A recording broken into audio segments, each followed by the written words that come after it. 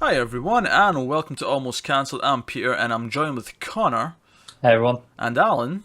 What's up, members? We're going to talk about 11/22/63, and that is episode 3. Other Voices, Other Rooms is the title of the episode, and full spoilers for the episode as always. However, no spoilers for the book, because we've not read the book, just spoilers for the show up until this point. This was a change of pace. Last week was so goddamn tense. Mm-hmm. Yeah. Like, repeatedly so. This one sort of slowed down a little bit, and well, I say it slowed down a little bit. I actually skipped quite a lot of time in this episode, but it's slowed down in the sense that it was letting us breathe and get to. There was some more fun in this one. Yeah, it was more Yeah. fun. Some more fun, and laying the plot groundwork for what the characters will be doing for the next little while, I imagine. Mm-hmm.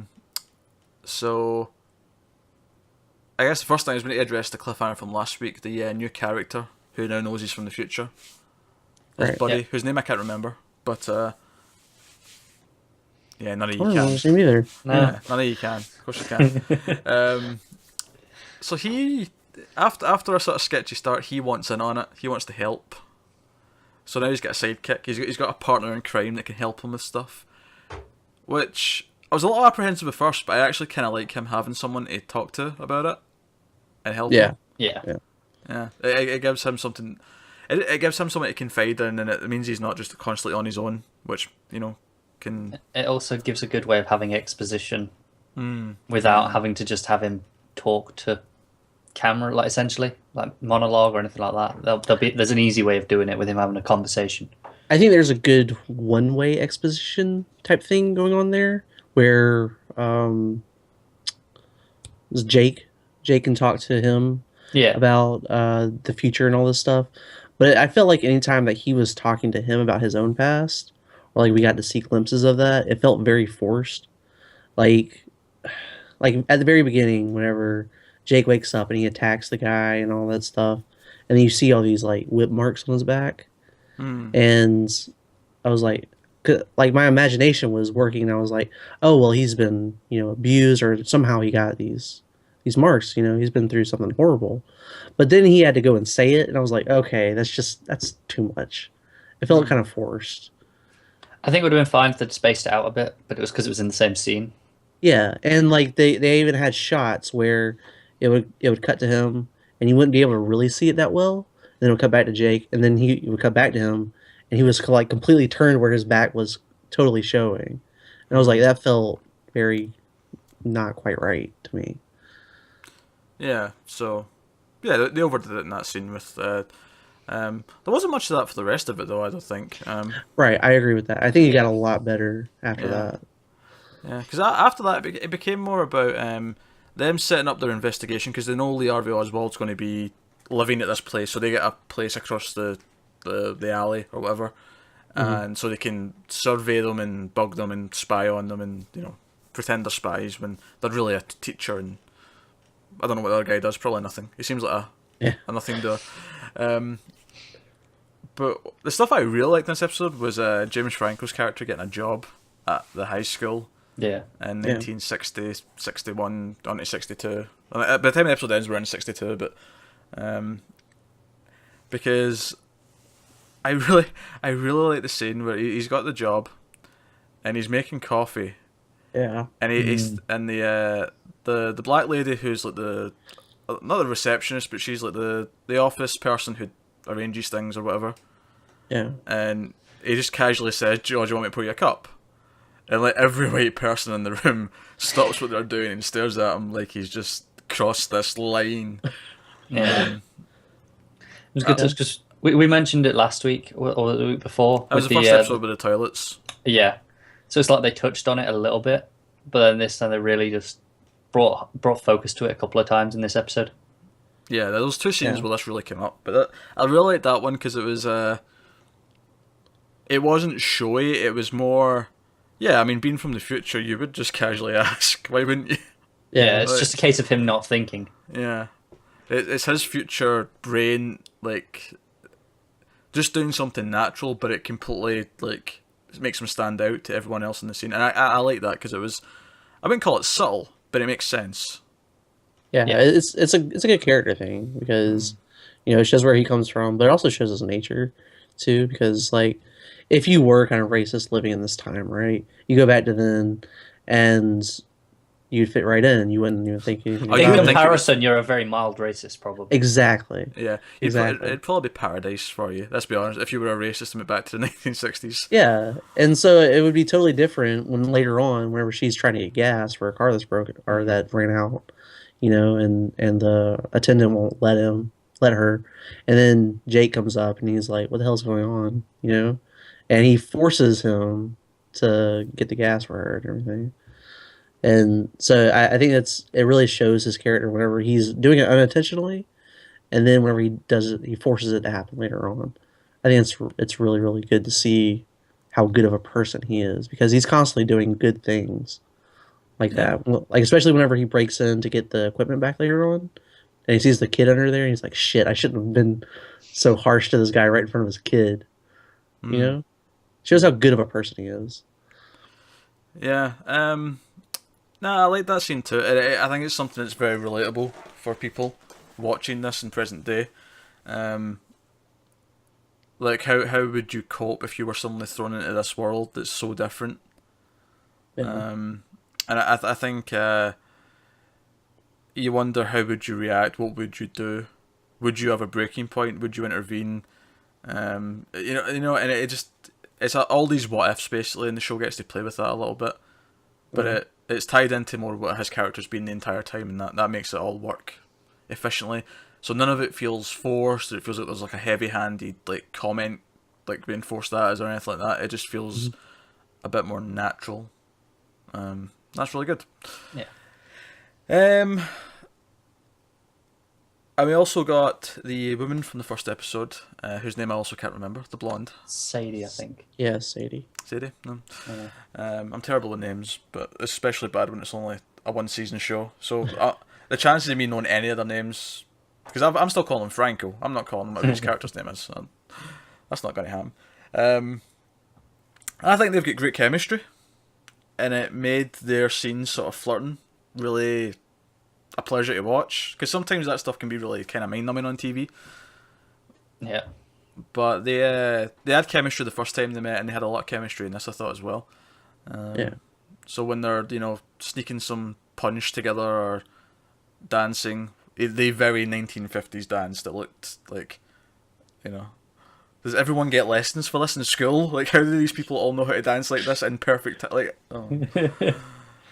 what made me question was how did James Franco's character really know that dance, being from 2015? Well, no, I had a line of exposition that explained Yeah, it. He said his ex-wife made him get lessons. But for that particular kind of dancing, For Which, the wedding, I mean- like people like weird things at their weddings. Yeah. I can see Okay, it. I can but- see someone requesting that like sort of thing to be learned for the wedding. I feel like most dances like that, where it's like a couple, sort of like a man and woman dance, I feel like most of them are quite old. Anyway. Yeah. Yeah, I think because for a wedding, you'd probably, if you're going to take dance lessons, you'd probably learn a variety of things rather than just one thing. So Might he be probably just learnt that amongst other things. Don't get me wrong, if like some of the people in the 50s started breakdancing, I might start questioning it. We should have Mario here because I'm not very good about knowing what they do with dance lessons. So Yeah, it's really not my area of expertise either, but no, I thought all that stuff was fun. I thought they had good chemistry, and it's what we were saying last week is we think he's going to go close to someone. Yeah. And he Yeah. had the whole Superman thing where he had to like duck out because he had to go and be the time traveling spy, yeah. which was fun. What did you guys think of the actual investigative stuff though this episode? With tracking Lee Harvey Oswald and then the sneaking in the house to bug it and all that stuff. My first thought was, could you really buy all of that at presumably a reasonably lower cost, like enough that you could just get it straight out of hand in the 1960s, like all of that, just like without being some sort of agency, just like, yeah, sure, I'll hook you up with all this wireless spy gear. I do not know. The cost I can explain just because of the inflation. Like Yeah, I suppose. you could go back with a minimum wage like savings from this decade Yeah. and be rich in the 1960s. I think the technology for that would be there though. At Oh, that particular yeah. time. Yeah, it's more just So- could you really just pick it up that easily? Yeah, Because they it's- didn't seem to have any trouble getting a hold of it. That was the Oh, I thing. see what you're Yeah, saying. it's kind of the Back to Okay. the Future thing where plutonium exists in 1985, but you can't just walk into a store and buy it. Right. You know. Right. I mean, I don't know. The guy who installed it seemed to be, I don't know, someone from a tech company or whatever. I don't, maybe this is something this guy's doing on the side, because he mentions that he thinks he's doing it to catch his wife. Yeah, and this feels like a really expensive way to catch your wife, and like surely this would be questioned. It just feels like that was too easy. Also, I think this is kind of like I don't like to make excuses for things, but with time travel, it's very easy to do. Is like because the guy before him, the guy who had cancer and died, is the guy at the coffee shop or whatever. He had all this information to give to That's James true. Franco's character, so it could have been included in that. It could It's have. like Yeah, contact yeah. this guy; he'll give you whatever you need. I just felt like an extra scene somewhere, just showing him finding this contact, even if it was as simple Yeah. as him just looking it up in the book or whatever, or another one of the flashback monologues. Right. I enjoy when they show the differences in small ways, because at one point in this episode he says, "I'd kill for a minibar right now," and the other guy's like, "What the hell's that?" And I'm like, "Oh, that's a good little one, because that's not something you necessarily think of, because usually when you think of going to the back to the past and mentioning future, you think of like phones and computers, and you think of all these things. That's such a simple little thing that they just didn't have yet, but it's not really that futuristic. It's just it wasn't Yeah. being used. The word didn't exist. Yeah. Yeah. But it's another case of where, like I think I mentioned last week that this should happen, because now that he has someone who knows, he can be a bit more relaxed around them, and we can get more things like that with nods to That's future it, though. technologies. What I really mean by that though is I buy that one is one that would have slipped, because he may not have even realised. Like, I wouldn't have realised that, really, I don't think. If I'd been back Well- to the 60s. It's kind of the same thing as in the first episode. Whenever he's eating the ice cream on the side of the road, he sees the Richard Nixon sign. yeah. They can't lick our dick. You know, Yeah. I mean, it's the same sort of thing. It's just It is, but I feel he's You don't not wanna like think about having to, he's not really having to guard himself around that guy anyway, so it wouldn't matter. He Yeah. wouldn't even think about holding back something. you know, Yeah. But like I say, I think that particular one is just that would have slipped out anyway, because would he even realise that it didn't have that in 1961? yeah. Yeah, Because I mean, fuck, I mean, there's probably tons of things they didn't have in 1961 that I wouldn't even think that they wouldn't have had. Like, I'd believe you if you told me, but Air conditioning. yeah, air conditioning, like, that sounds Yeah. like something they may or may not have had. I don't know. They wouldn't have at that time. They would not have had air conditioning in regular buildings like that. see, I wouldn't have known that. Hell, we don't have air conditioning in regular buildings in No, we don't. 2016. Because it's mostly quite a cold country, so we're more concerned with the heating. We definitely have them here.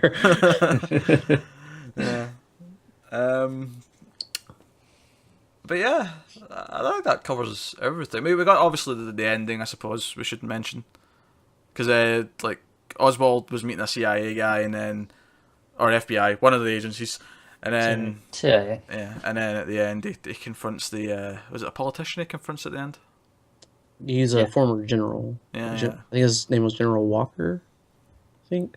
seemed to be a political rally though. Yeah, it's the guy he's going to end up killing, isn't it? Yeah, Yeah. because there was an assassination on him, and they were saying that whoever assassinated him was the one who was going to assassinate JFK. Well, Also, they meet Yeah. Jack Ruby. I Yeah. just remembered that as well. Yeah, that which was strip club. weird. It So- was, and then he had that moment of recognition as well. You know, Because I guess he's someone who you wouldn't recognize his face. Like, he's someone that everyone who is aware of and knows his name, but no one really knows his face, I don't think. Not Yeah. unless you look like properly studied it or anything. right? And also, thing I really liked in this one actually is they went to where JFK gets assassinated. Mm. And it's funny how, like, before it happened, I mean, I'm sure it's still a functioning street, but it's funny how before it happens, it's just a regular street, and they're just walking down it, and he's like, okay, the shooter would have been over here, and like he's just See, pointing I out. kind of had a problem with that though, because it felt like a documentary almost, where someone's explaining it and they blocked off the street. Because I was like, why aren't there any cars coming down this 3-lane road? You know? I never even thought of that, to be honest. 'Cause I was like, why didn't they just have him on the sidewalk, like a regular person I, with traffic going by? I don't know. I guess I just never even considered it maybe a busy street. I figured it was just a quiet street, I guess. Yeah, I don't know. I just assumed it was a bit of a side street sort of thing. That, I don't know, no one went down for some reason in that 10 minutes. I don't know. I guess it being 3 lanes just was like, well, it's obviously needed to be 3 lanes because there's a bunch of traffic going down. I don't think I noticed it was 3 lanes until, and now I'm thinking Yeah. back, I can see it, but at the time I didn't. Maybe register. it was like 6 a.m. I don't know. Sure, why Sun was not? just up. I don't know. I think in terms of plot holes, there's probably much bigger things we're going to run into in time travel shows. Why is That this just stuck out to me. 3-lane road not have traffic? I don't know. I think it's a fair complaint to bring up, given the stuff we complain about in Agent Carter. Yeah, I think, and then we praise this for not feeling those problems. I think it's fair to bring it up when you This do one just notice one. looks a lot better though. yeah, this Yeah. looks a lot better. I don't feel like it's the same problem as Agent Carter. I think I don't know if this is because they've had like old style cars in the past episodes, like all over Yeah. the place. So I feel like this was more a stylistic choice. They just wanted it to be them walking down the street and doing what they want Yeah. Yeah, it could be. for whatever reason. But yeah, I like the scene, so they did something right. But no, that's episode 3 at 11/22/63. And I guess we know that he's going to be working at the high school for at least a while. Although the fact that we've jumped ahead to 1962 already makes me think that we might get to the point where he gets to the assassination, something goes wrong, and he has to go back in again.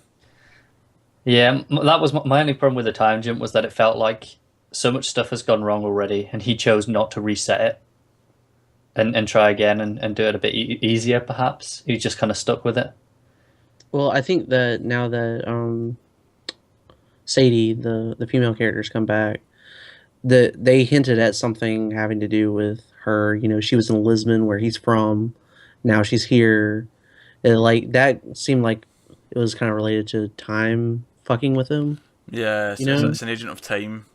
So, and especially now that that relationship is going to start growing, I think we're going to end up seeing a lot more, a lot of stuff slow down. Yeah, Yeah. it feels like we're going to have a base of operations now, and it feels like they're going to be in this apartment. He's going to be working at the school, and he's going to have these constant side characters for a while now, Yeah. as opposed to like traveling like he was in the first 2 episodes, which I like. I like having a sort of ground, like a ground zero is not the right term, but like a central base in a TV Headquarters. show. Yeah, headquarters. Yeah. So no, so it's good. It was another strong episode. Yeah. I think 2 might still be the best one because it was just so goddamn tense. Yeah. You know, it worked like a really strong sort of dark thriller. The way it was This was like set up part 2 almost. Like, it feels like it was setting up the second half of the story. yeah. I don't know. Like, it just feels like we had a good chunk of story, and then let's set up for like this would have been like a halfway point almost, and then let's set up for another half. It feels like it's coming back to the main plot line. Yeah. Yeah. Because in that second episode, it was just like side story almost. So, Yeah. That's true. Side story, but it was very important for his character, and I think it set up a lot of Right. you know, what can we actually change? I think it was important for him because he had to realise that he could change something, Yeah. and he did, you know. But then I still do think we're going to get, either he's going to succeed or fail or whatever, but he's going to come back to present day, and you'll meet, you know, the kid growing up who, you know, was the janitor or whatever in the school. Hmm. But and he's going to find out that he's fucked him up worse by doing that or whatever, you know. I mean, what's really interesting is like, you know, he could really hit it off with Sadie and just like not to go back. He could. Good. And the problem is, though, if he has to do it again, he'll waste so many years of his life, because he's already wasted 2 this time. And then if he has to go back and reset and stay another 3 years again, you know, that's, you know, 5-6 years of his life. He might not even see Sadie again. Yeah. True, because like, I mean, it's like the butterfly effect that they were talking about before. Any little misstep that he makes will send her. And they had another that line way. about timing as well. Yeah, like, what timing, yeah. Yeah. Yeah. Does true. feel like maybe next time they'd miss each other, sort of thing. Or maybe they wouldn't, and that'd be the point, because she's this agent of time that's going to keep finding him. Oh, it could be. But hey, that's the fun of time travel. So that's episode 3 of 11/22/63. We'll be back next week with episode 4.